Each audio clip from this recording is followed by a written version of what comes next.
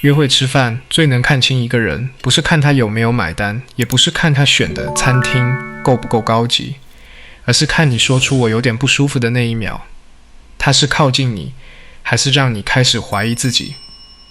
很多女生最难受的不是对方真的做了什么很夸张的事，不是他骂你，不是他迟到2小时，也不是他当场翻脸，而是那顿饭结束后，你坐在回家的车上，心里有一种很空的感觉。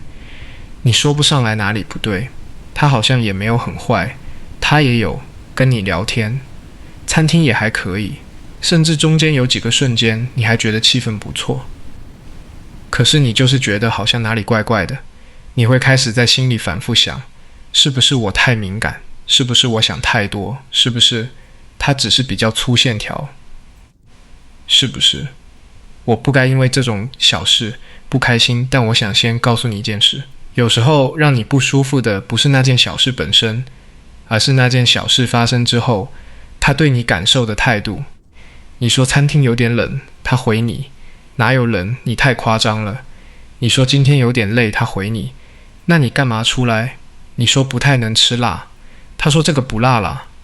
你试试看，这些话听起来都不是什么大问题，可是你心里会缩一下，因为那一刻你感受到的不是他跟我意见不同，而是我的感受好像不重要。心理学里有一个很关键的概念，叫做情绪验证。情绪验证不是对方一定要同意你所有想法，也不是你一说什么他就要照做。情绪验证的意思是，他能不能先承认你的感受是真的，你不是莫名其妙，你不是故意找麻烦。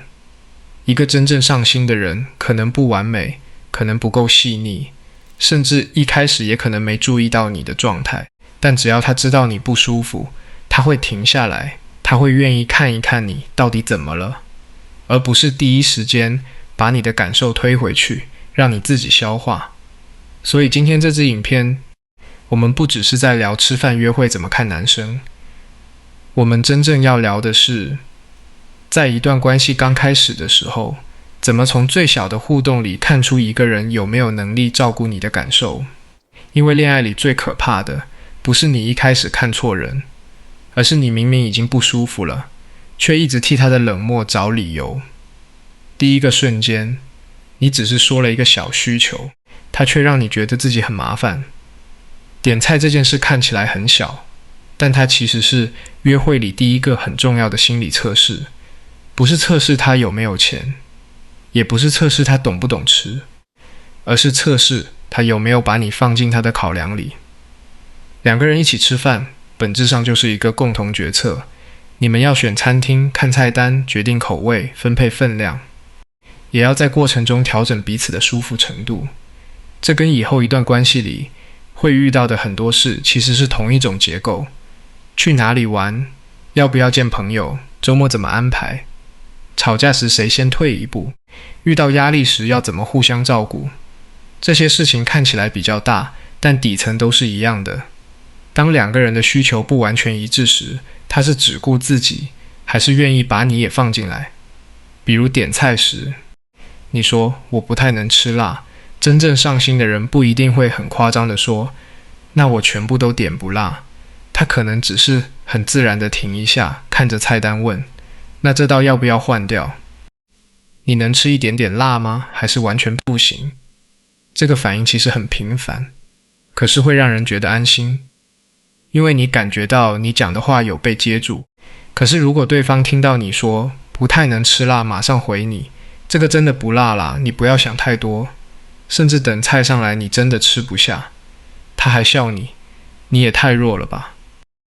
那一刻你真正难受的不是辣，你难受的是你明明已经把自己的界限说出来了，但他没有当一回事。这就是亲密关系里很重要的回应性。回应性简单说，就是当你表达需求、情绪或界限时，对方有没有给你一个有温度的回应，不是敷衍你，不是否定你，也不是把你的需求当成麻烦，而是愿意理解，愿意调整，至少愿意确认你真正的意思。很多女生会在这里卡住，因为她们会想，可是这只是吃辣而已，我是不是太计较？但你要知道，真正让你受伤的往往不是吃辣这件事，而是你看见了一种关系模式。你说你不舒服，他说你想太多；你说你不喜欢，他说你太挑；你说你需要一点空间，他说你很难搞。这些事情如果只发生一次，也许可以说是沟通误差，可是如果他一直重复，你的心里会慢慢学到一件事：在他面前我最好不要有太多需求，这很伤。因为一个人如果在关系里总是不能有需求，他最后会变得很小心。他会点菜时说都可以，其实心里有想吃的。他会冷的时候说还好，其实已经不舒服。他会累的时候硬撑，因为怕对方觉得他扫兴。他会把很多话吞回去，然后回家后自己委屈。表面上他看起来很好相处，但其实他是在慢慢失去真实的自己。所以点菜这个瞬间真正要看的，不是他有没有完全照你的意思做，而是他有没有能力把你当成一个有感受的人。一个成熟的人不会因为你有偏好就觉得你麻烦，他会知道每个人都有自己的身体状态、口味、习惯和界限。你不吃辣不代表你难搞，你想吃清淡不代表你扫兴。你说今天胃不舒服，也不是在破坏气氛。他也许不会马上做得很好，但他会愿意知道你真正需要什么。这里还有一个很细的观察点，你可以看他是确认你还是替你决定。有些人表面上很主动，其实很控制。他会说这家我常吃，你听我的就好。刚开始你可能觉得哇，他好有主见，好像很可靠。但如果你提出一点不同意见，他马上不耐烦，甚至说你怎么那么难伺候，那你就要小心。真正的主动是把事情安排好，同时留空间给你。控制型的主动是他把自己的喜好当成标准答案，然后要求你配合。这两种感觉完全不一样，前者会让你放松，后者会让你有压力。心理学上亲密关系里很重要的一个能力叫心智化能力。简单讲，就是一个人能不能意识到对方心里有一个跟我不一样的世界。你的感受不一定跟他一样，你的需求不一定跟他一样，你的舒服和不舒服也不一定照着他的标准走。一个有心智化能力的人会对你的感受有好奇心，他不会觉得我觉得没事，所以你也应该没事。他会知道两个人正在一起吃饭，但你们是两个不同的人。这就是上心的底层，不是他多会哄人，而是他愿意从自己的世界里走出来，看一看你的世界。所以第一个瞬间你要记住一句话，你提出小需求时，他的反应会暴露他怎么看待你的感受。如果他愿意听，愿意问，愿意调整，即使他笨拙一点也还有机会。但如果他每一次都急着否定你，让你觉得自己不该有需求，那这不是粗线条，这是低回应。而一段低回应的关系会让人越谈越累。第二个瞬间，你最尴尬的那一秒，他是护住你，还是把你变成笑点？约会最容易让人心动的，不一定是他讲了多好听的话，有时候是你很狼狈的那一秒。他没有让你更狼狈。吃饭约会很微妙，因为它很日常，也很容易出现小状况。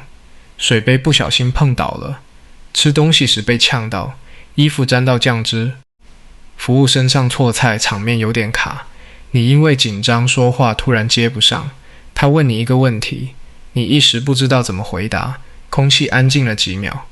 这些事情都不严重，可是当你面对的是一个有好感的人，你会特别在意自己看起来怎么样。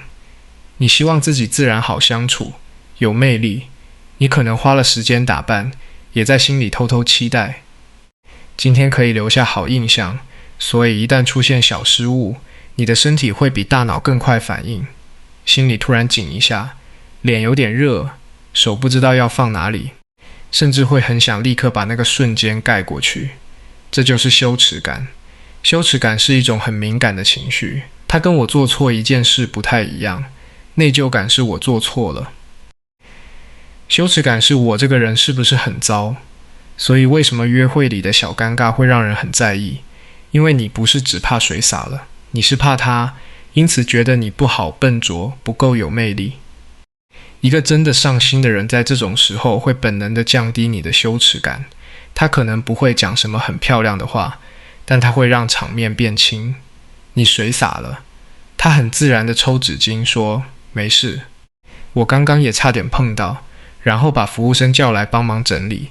你被呛到，他不会先笑，而是先把水推过来，等你缓过来再轻轻带过，你突然卡住。他不会盯着你等你出糗，而是把话接过去，让你有台阶下。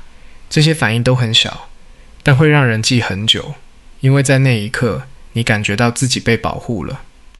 心理学里说的情绪安全感其实就是这种东西，它不是对方永远不让你难过，而是当你不完美、失控、脆弱、说错话的时候，你不会害怕被嘲笑、被羞辱、被拿来当成他的优越感来源。有些人很会撩气氛，好的时候也很会讲话，可是只要你一出状况，他的反应就会让你心里发冷。你被辣到咳嗽，他说你也太弱了吧。你不小心弄脏衣服，他笑很久，甚至拿手机想拍。你说有点尴尬，他回这有什么好尴尬？你也太玻璃心。这种话最让人难受的地方在于，你很难当场生气，因为如果你生气，他可能会说我只是开玩笑啊，于是你只能跟着笑。可是你心里其实知道那个笑不是开心，是在自保。你不想显得自己很难相处，你不想破坏约会气氛，你不想让他觉得你开不起玩笑，所以你配合他笑，然后把不舒服收起来。但这就是很多关系里最早出现的警讯，因为真正的幽默是让两个人都放松，不是一个人用另一个人的难堪来制造笑点。如果他看见你不自在还继续加码，那就不是幽默感好，而是缺乏同理心和边界感。这里有一个很重要的心理底层原理，人在突发状况下会暴露自己的防卫模式。平常气氛好的时候，大家都可以表现得温柔、有礼貌、会聊天，可是当事情不顺，场面尴尬，他的期待被打断，他的第一反应会很真实。有些人会责怪，他会觉得你怎么让场面变麻烦；有些人会嘲讽，他会用玩笑包装自己的不耐烦；有些人会逃避，他会低头滑手机，假装没看见你的不自在。也有些人会靠近他，会先稳住你，再处理事情。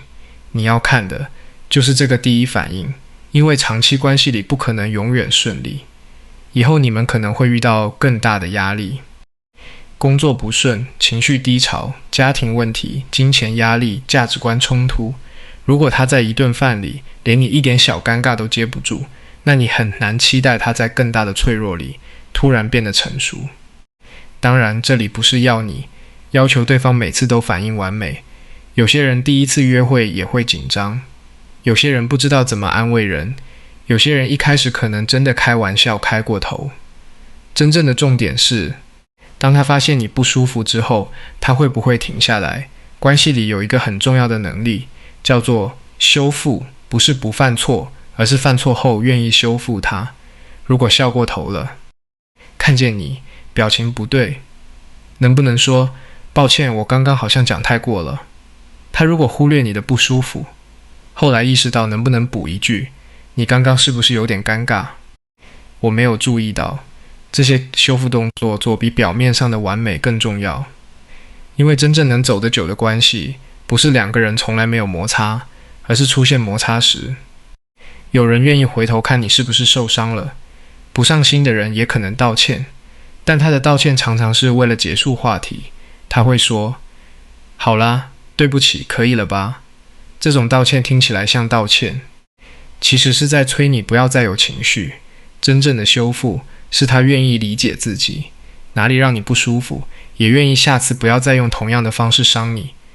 所以第二个瞬间，你要记住，你尴尬时，他怎么对待你的羞耻感，会暴露他能不能给你情绪安全感。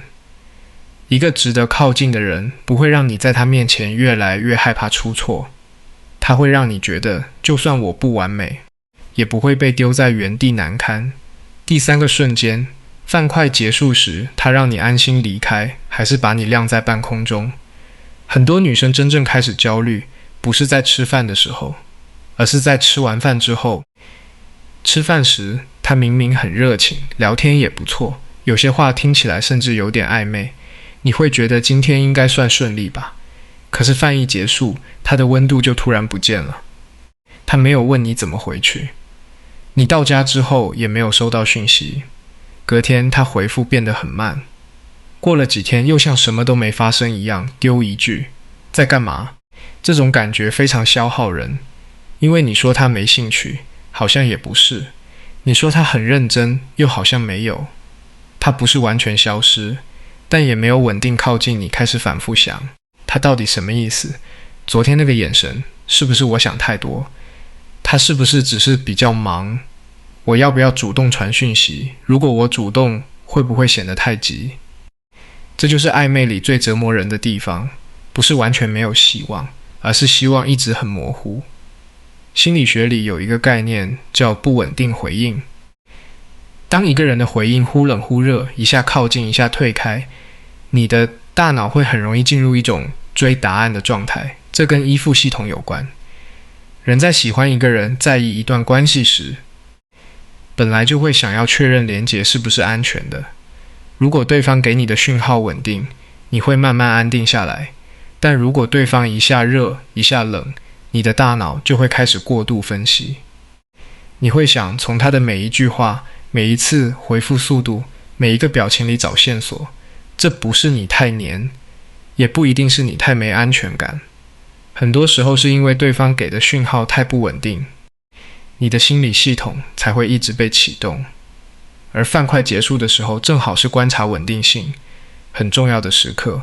一个真的上心的人，不一定会立刻告白，也不一定会马上安排下一次约会，但他不会让你觉得这顿饭只是他一时兴起的娱乐，他会用一些很具体的小动作，让你感觉到这段互动有被承接。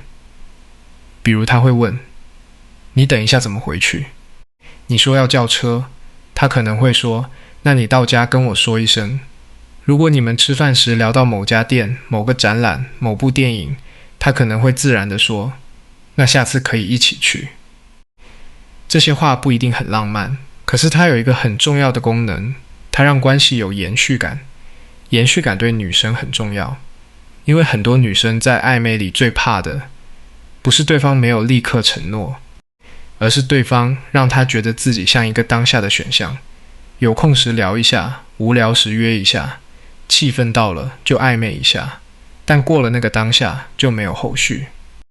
这种感觉会让人很没有位置，你会觉得自己好像不是被认真放进他的生活里，而是被他短暂使用了一下情绪价值。真正的上心不一定是一开始就很浓烈，但它会有一点连续性。他会记得你说过最近睡不好，之后问你有没有好一点。他会记得你说不喜欢太晚回家，下次约你时会注意时间。他会记得你提过想去某家店，而不是只在当下说好啊下次之后完全没有下文。这些细节真正打动人的地方，不是他多伟大，而是他让你知道，原来我说的话有在他心里留下痕迹。很多女生不是要很多，她不是一定要对方每天报备，也不是要对方一开始就把未来规划好，她只是希望自己在对方那里不是可有可无的。这里也要特别讲一个很重要的界限，饭后的安排不是看他有没有坚持送你回家。有些人会把我送你包装成体贴，但如果你说不用，他却一直逼你，甚至让你有压力，那就不是体贴。真正的体贴是尊重你的选择。你说想自己回去，他可以关心你安全，但不会因此不爽。你说今天有点累，想先回家，他会尊重，而不是用失望的表情让你内疚。如果一个人吃完饭后一直推你续摊，你明明已经说完了，他还说才几点而已，你是不是对我没意思？这时候你要非常清楚，他在乎的不是你舒不舒服，而是他的期待有没有被满足。上心的人会在意你的节奏，不上心的人会把你的界限看成阻碍，这两者差很多。因为真正想靠近你的人，会希望你在他身边感到安全，他不会为了推进关系，让你勉强自己。所以第三个瞬间，你要看的不是他嘴巴上说了多少下次，你要看他有没有让你在分开之后仍然感觉到一点稳定，他有没有关心你怎么回去，有没有在约会后自然延续对话，有没有把你说过的事情带到下一次互动里，有没有尊重你，不想继续的时候，如果有这个人，不一定100%适合你，但至少他在关系里有基本的承接能力。如果没有，他可能享受跟你暧昧的感觉，但未必真的想为这段关系付出稳定的行动。那如果他这3个瞬间都没有做好，是不是就代表他一定不喜欢你？不一定，我们不需要把人一次判死刑。有些人第一次约会真的会紧张，有些人天生比较不会照顾细节，有些人也可能过去没有学过怎么回应别人的情绪，但你一定要分清楚一件事，不够细腻跟不愿意在意是两回事。不够细腻的人，你提醒他，他会学；不愿意在意的人，你提醒他，他会觉得你麻烦。这是最重要的分界线。比如他开玩笑让你不舒服，你跟他说，刚刚那样讲，我其实有点尴尬。如果他在意你，他可能会愣一下，然后说，抱歉，我刚刚没想到你会不舒服。他不一定立刻变得完美，但他会把这件事放进心里。可是如果他回你，这有什么？你也太玻璃心了吧？那问题就不只是那句玩笑，而是他不愿意承认你的感受有重量。很多女生在这里会继续替对方找理由，她会想，他是不是只是嘴笨？他是不是只是开玩笑？他是不是只是还不熟？我是不是应该再给他一点时间？可以给时间，但你不要用时间去证明一个已经很清楚的模式。如果他1次、2次、3次都让你觉得你的感受很麻烦，你的需求很扫兴，你的界限很难搞，那你就要停下来问自己，我是在跟一个人培养关系，还是在训练自己不要有感受？这个问题很重要，因为很多不健康的关系不是一开始就很糟，它是慢慢让你变小。一开始你只是少讲一句，后来你开始不提需求，再后来你连不舒服都会先怪自己，最后你变得很懂事，很安静，很会配合，但也越来越不像自己。所以真正的判断不是他是不是完美，真正的判断是跟他相处之后，你有没有更敢做自己？你是越来越放松，还是越来越紧绷？你是越来越敢表达，还是越来越会忍？你是吃完饭觉得被照顾，还是回家路上一直在替他找理由？身体其实很诚实，如果每次见完他，你都觉得很累、很空，很想找朋友分析，那你要相信你的心理系统可能已经在提醒你，这段互动不够安全。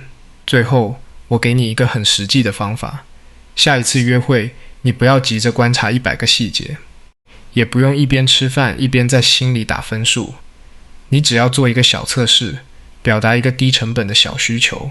比如点菜时，你可以说，我今天不太想吃太辣，我们可以点一个清淡一点的吗？如果餐厅有点冷，你可以说，这边好像有点冷，我想换个位置可以吗？如果你真的累了，你可以说，我今天状态有点低，吃完饭想早一点回去。你不用用指责的语气，也不用把话讲得很重，你只是把自己的感受轻轻放到关系里，然后看3件事。第一，看他有没有听见，不是表面听见，而是真的有把你的话纳入考量。第二，看他怎么理解你，他是觉得你在找麻烦，还是知道你只是在表达自己的状态。第三，看他后续有没有调整，一次温柔不代表真心，一次失误也不代表没戏。真正能说明问题的是他之后有没有记得你说过不吃辣，他下次会注意；你说过不喜欢被开那种玩笑，他之后会收敛；你说过不想太晚回家，他约你时会尊重你的时间。这才是上心，上心不是他嘴巴说我很在乎你，上心是你在他面前不用一直帮他解释。他其实不是故意的，一段好的关系会让你的心慢慢安定下来，你不用每次见完面都反复复盘，不用一直问朋友你觉得他这样是什么意思，不用把自己的不舒服吞回去再说服自己，不要太敏感。真正把你放在心上的人会用一次次很小的回应让你知道，你说的话我有听见，你的不舒服我不会嫌麻烦，你的界限我愿意尊重，你不需要勉强自己才值得被好好对待。所以约会吃饭时不要只看餐厅贵不贵，气氛甜不甜，他话讲得好不好听，你要看的是当你有需求时他有没有接住，当你不自在时他有没有护住你，当这顿饭结束时他有没有让你感觉你不是一个被短暂热情对待的人。真正的上心不是让你一时上头，而是让你在很小很日常的瞬间里感觉到我不用把自己缩小也可以被喜欢，我不用假装没事也可以被理解，我不用一直懂事也可以被好好放在心上，这样的人才值得你慢慢靠近。